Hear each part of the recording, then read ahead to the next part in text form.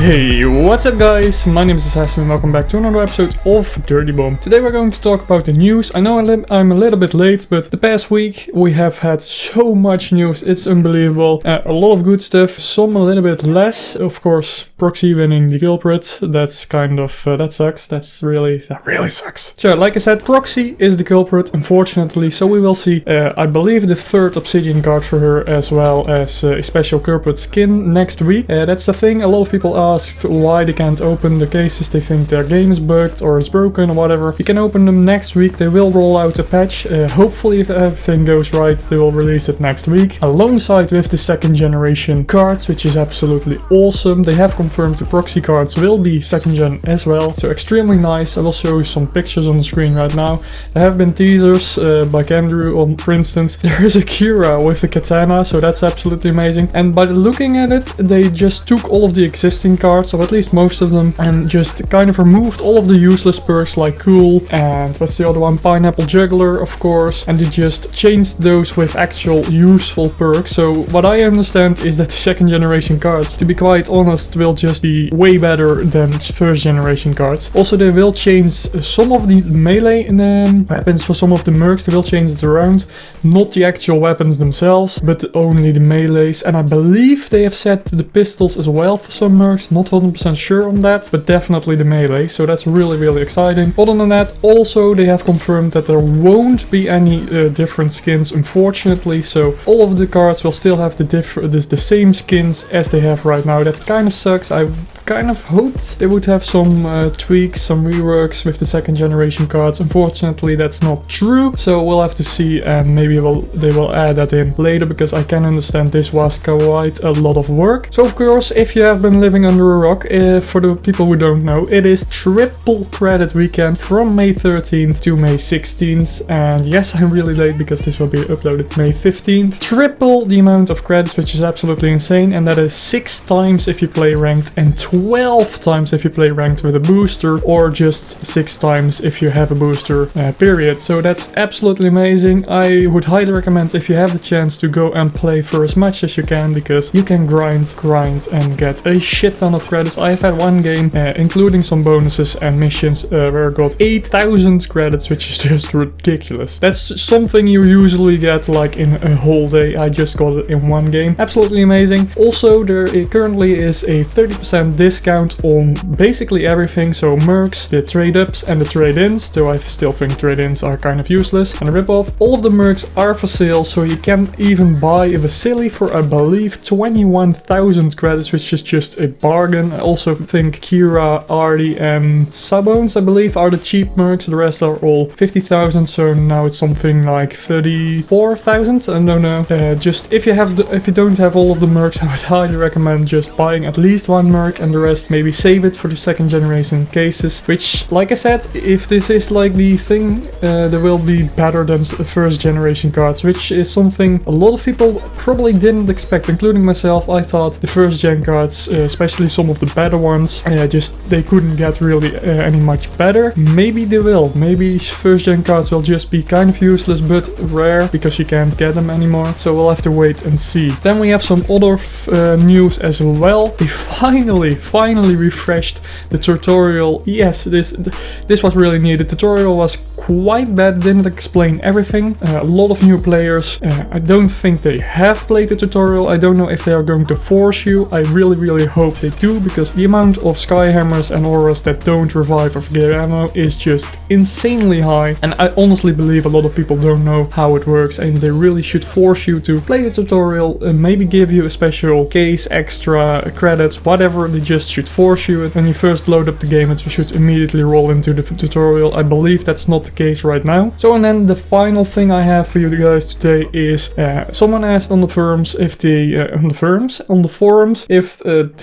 would ever reset all of your inventory and stats when the game will actually be released, and the dev said there won't be any resets ever again. So that's extremely good. Really great news, because a lot of people have dropped in some serious money. That would be also almost a a rip-off or just a scheme if they decided to go and reset all of the inventories. Of course, they can't really do that anymore now at this point because the game has been out for almost a year now on the Steam, at least the open beta. I know it has been in closed beta a little bit longer and even in alpha, so this game is definitely ready, I think, or needed to be released as a full game, and then hopefully we'll see some heavy PR which draw in a lot of people, and if trading becomes a thing, then we'll see some increase in pricing because the more people that play, the better it is for the game. Actually, I have some more things. Of course, if you haven't missed it, you can buy the 2 packs for the rev cases. You have the 1 pack that comes with 8 elite cases, or the rev elite cases for 23 euros, and you also have the ultimate pack which is 37 euros, and you get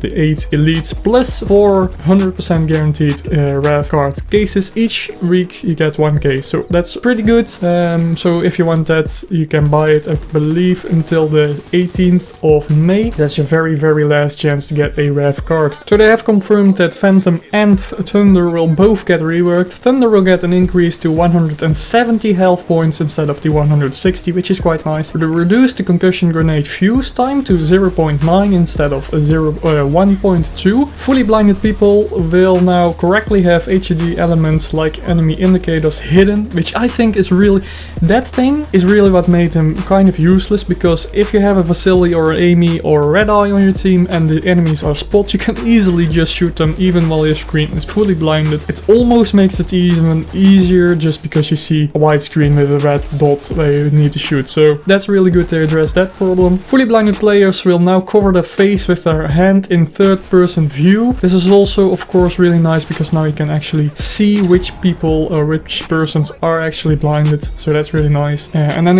a slight nerf is the concussion grenades are a little bit slower to throw. At least the throwing speed themselves, they reduced it to a minimum of 2.5 seconds and a maximum of 6 seconds. I don't really know what that means. The seconds or the S is probably a unit of speed, but they at least will be thrown a little bit slower. And then the final thing for the concussion grenade themselves, I think is really good. The concussion grenade now reduces your movement speed and the ability to jump high, so you will jump a slightly less high if you are stunned. So that's really nice. Makes Thunder, in my opinion, a lot more useful. Unfortunately, they did remove the EMP effect from the concussion grenades, which I think was, of course, one of the strongest points, and you could actually use it if there was a room with health stations and maybe turrets, whatever. So they removed that, which is kind of unfortunate, but I think the rest of it does make up for it, especially the 10 hit points, which doesn't sound like a lot, but that is quite nice and gets him a little bit closer to Rhino, but a little bit faster as well. And he has, of course, some beastly primaries. So then the Phantom reworks, which I don't really care for, but I know a lot of people do. So they added an EMP filters reactive armor while it's active, which disables nearby enemy deployables like mines, turrets, and maybe health stations. I'm not 100% sure. It has a radius of approximately 10 meters, which I think is actually really big. So yeah, while you're close, you have an EMP field around you. Enemy deployables will not react for 5 seconds if they are EMP'd or came in contact with the EMP field. So that's, I think, for Phantom, like a really big buff. That's really big. And they also increased the reactive armor duration time by about approximately 10%, which is nice. It's like getting built-in, what is it, undercover perk for 20%. So if you stack that, it will be theoretically 33, maybe something like that. At least you get a lot more time whilst being cloaked with Phantom. So before I do actually forget, they have confirmed again that they do want to have a trade system in Dirty Bomb. They want to have the trade system be part of Dirty Bomb, which I think is a really good thing. Unfortunately, it does take them a lot more time than they would have thought and anticipated. So that will be something we'll see in the future, but not in this update, unfortunately. So that was actually all of the news I have. If there comes more news available, I will make another video. Thanks for watching. Please leave a like if you liked it, subscribe if you haven't already, and I'll see you in the next one.